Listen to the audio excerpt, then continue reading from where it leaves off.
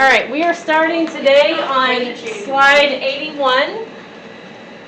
I've collected your work from Friday. Remote learners at home, make sure you have that turned in from Friday. And we're going to start by talking about compounds. Noah, can you look at this lens up here, make sure, it seems like it's kind of crooked. Am I in there okay? Yeah. Okay, great. All right, compounds. The physical properties mentioned. Why not do the same thing as glue? Well, you have to go to today's assignment, and it's there.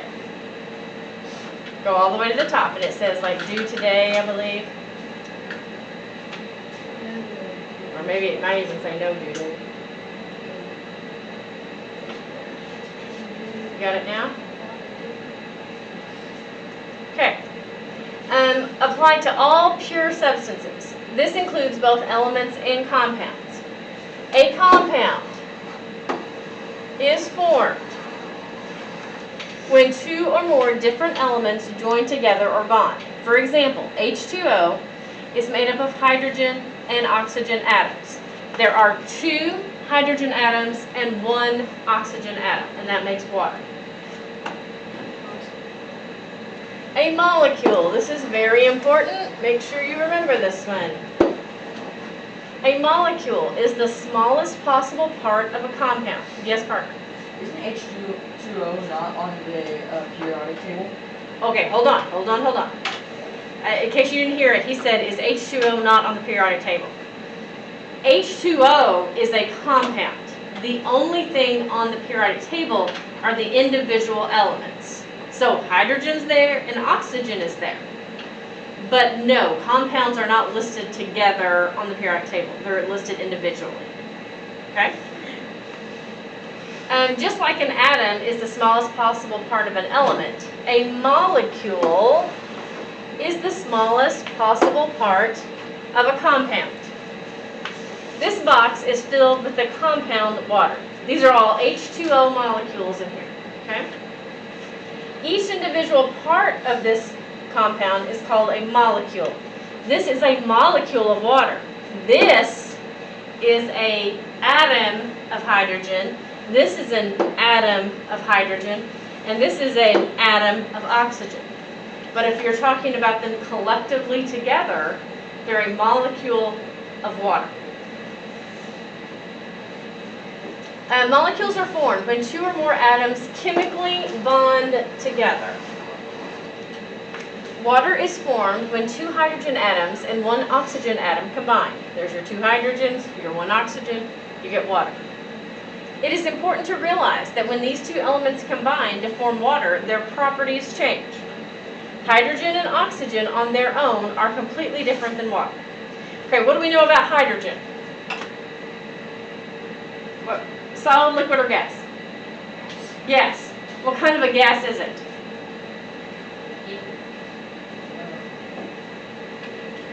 Well, think about where it's listed on the periodic table. Yes. It's in the first. So it's in the first column. What do we know about those in the first column? Very reactive. Very good. So it's very kind of explosive. Okay. And then what do we know about oxygen? Also a gas. Yeah. Is it reactive? Where's O located? Second one. The second column. So it's also going to be really reactive. Okay.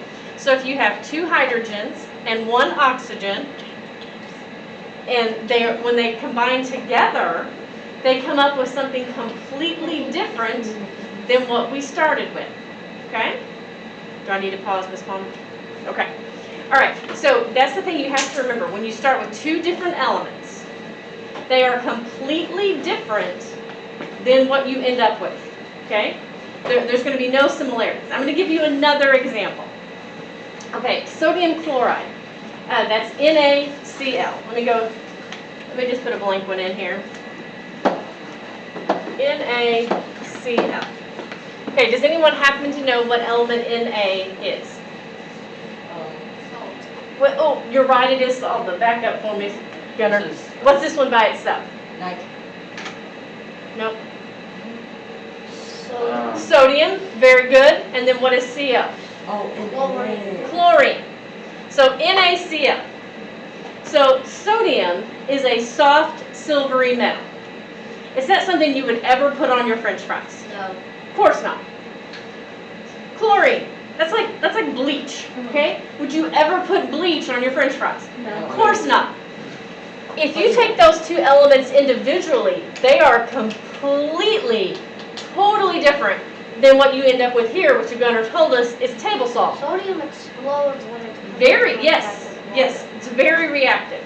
So these two things individually, we would never consider eating, but them combined together is something that we put on our food all the time.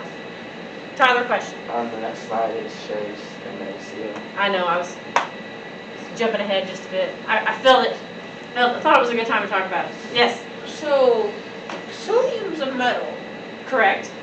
I always thought it was like something kind of like salt and there was a valence. No, that's the thing you need to understand.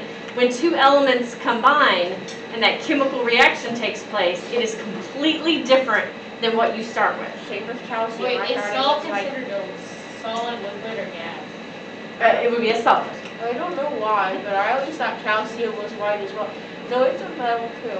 Correct, yes. I'm just. And here are some examples of other types of common molecules. 3 oxygen atoms together make ozone. NaCl makes salt. And then glucose, C6H12O6.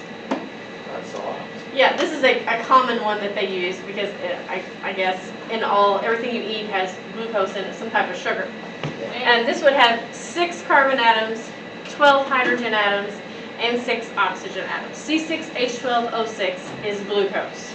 I would commit this one to memory because it's going to show up a lot, and as is this one, NaCl being table salt. You're just going to see those, they're common, they're just going to show up. Example. All right, build a molecule. Hold on, let me see what number am I on? Okay, 86. And we know this is a compound because it includes more than just one atom. This is a compound because 2 different elements are combining. Our hydrogen and our oxygen. 2 different. What do the H and O stand for in the chemical formula? Well, we already know this. This is hydrogen. I've already said this multiple times. And this is oxygen.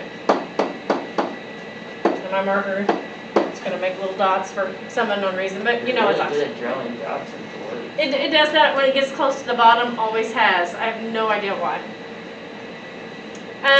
Okay, so oftentimes in a chemical formula, you will see a small number. This number right here is called a subscript. It can be 2, 3, 4, 5, 27, whatever. But if there's only one, we don't put the 1 there. It's just assumed that if there's not a number, it's 1. Okay? Oftentimes in a chemical formula, you will see a small number after the element symbols. This number is called the subscript. This number tells you how many atoms of each element there are in the compound. The number goes along with the element before it. So the 2 goes with the H. There is no number with the 0.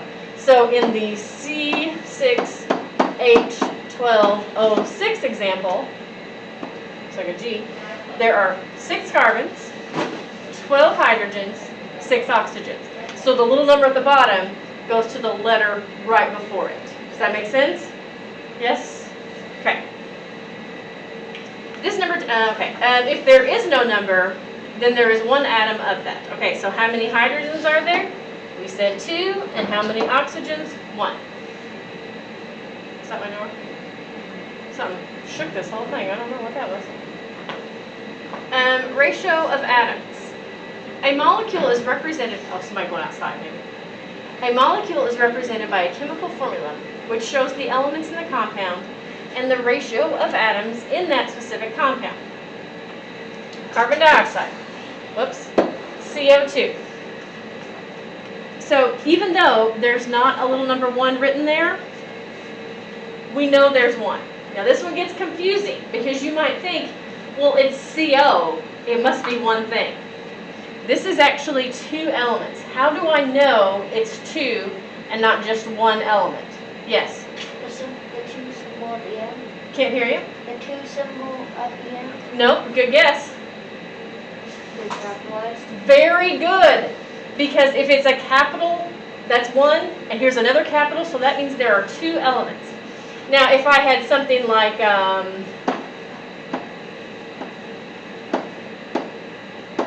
so we know there's one capital and one lowercase, so that's just talking about this, and then a capital and a lowercase, that's just talking about this. So if anytime there's a capital, that tells you that is one element. If there's another capital, then that's 2 elements. Question, yes? You said that like none of the compounds are in the periodic table. No, they're just listed individually, not together. Is there like a separate table for one of them? There is not, good question, but no. Should be different. Did you make one that you see? But there's so many that it would be almost impossible to include them on, a nice little table like that. All right, so this one has 1 carbon, 2 oxygen. So its ratio is 1 to 2. So 1 carbon to 2 oxygen. What is the ratio of carbon atoms to hydrogen atoms in propane? C3H8. Parker, what do you think on this one? What is the ratio of hydrogen to propane? 3 to 8. Hydrogen to propane. Oh, 8 to 3. There you go. This one was a little bit tricky because it flipped it around. Well, no? Did I read it wrong? Carbon atoms, 2 hydrogens. Oh, sorry. I read it I was wrong. right. You were I right, was Parker. right. I read the question wrong. I thought they were trying to be tricky. What is the ratio of nitrogen atoms to hydrogen? So we are looking nitrogen to hydrogen. What do you think on this one, Briley?